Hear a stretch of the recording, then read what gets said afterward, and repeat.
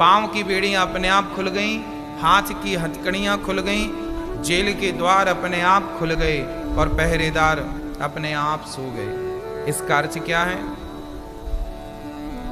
कोई भी प्राणी, चाहे आप हो या हम हो या कोई तीसरा पर्सन, कोई भी व्यक्ति यदि परमात्मा को लेकर चलता है, यदि अपने हृदय में, अंतःकरण में, अपने चित्त में यदि गोविंद को कोई भी बिठा लेता है, तो उसके मार्ग की जितनी भी बाधा होती हैं अपने आप समाप्त हो जाती हैं। तो मैं आप सभी से निवेदन करूंगा, श्री महादेव सरकार जी, मैं आपसे भी निवेदन करूंगा कि हमारे हृदय में हम अपने कृष्ण को बिठाएं, उनके प्रति अपार श्रद्धा रखें, अटल विश्वास रखें। देखिए, जिन्हें भगवान पर विश्वास नहीं होता उन्हें भी मरना होता है, और जिन्हें विश्वास होता है उन्हें भी मरना होता है।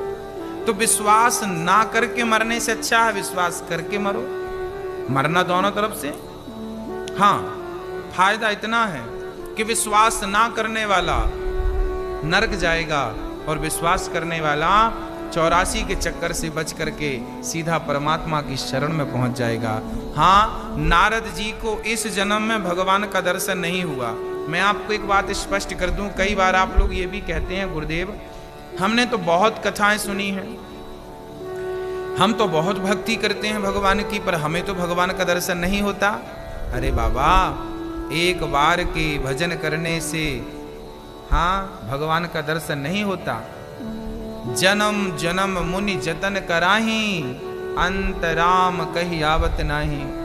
जब पूरी जिंदगी लगती है तब ना जाने किस जन्म में हमारी भक्ति, हमारा प्रेम सफल होता है, और तब परमात्मा की एक झलक हमें प्राप्त होती है।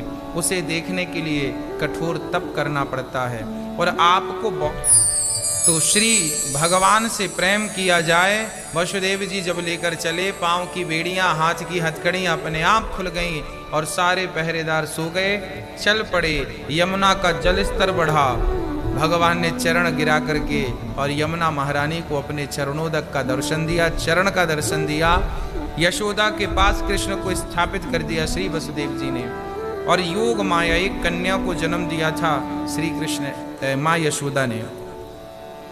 उस कन्या को लेकर के वसुदेव जी वापस आए। वो कन्या कौन थी? वो कृष्ण की, परमात्मा की माया थी। देखिए, भगवान भी कोई भी काम करते हैं ना, तो बिना माया के सहारा के कर ही नहीं सकते, क्योंकि माया का पर्दा पड़ेगा तो ही तो कोई काम बनेगा। माया ही तो है। अच्छा, माया दो प्रकार की होती है, एक जड़ माया, एक चैतन्य माया होती है। जड़ माया क्या है, चैतन्य माया क्या है, आइए वो भी स्पष्ट करते हैं। जड़ माया पैसा, सोना, चांदी, जमीन, ये जड़ माया है। चैतन्य माया स्त्री, पुत्र, परिवार, ये चैतन्य माया है। ये दोनों माया है। सोना चांदी भी बंधन का कारण है और परिवार भी बंधन का कारण है।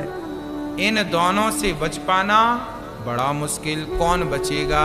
बोले जो भगवान की शरण ग्रहण कर लेता है वो माया से बच जाता है। अन्यथा माया ऐसी है, मम माया दुरत, ऐसी प्रबल माया है कि कोई बच नहीं सकता। बड़े बड़े सूरवीर बच ना सके, हाँ? कोई नहीं बच सकेगा। जिन्हें भगवान बचाना चाहें वो बच सकेगा।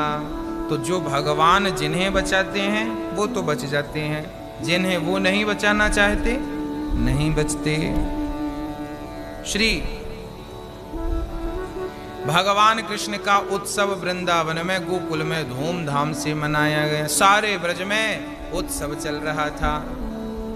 बधाई हो, बधाई हो। चारों तरफ गोपियां बधाई दे रही थी। यशोदा बधाई हो, नंद बाबा बधाई हो। बधाइयों की बेला चल रही थी। सारी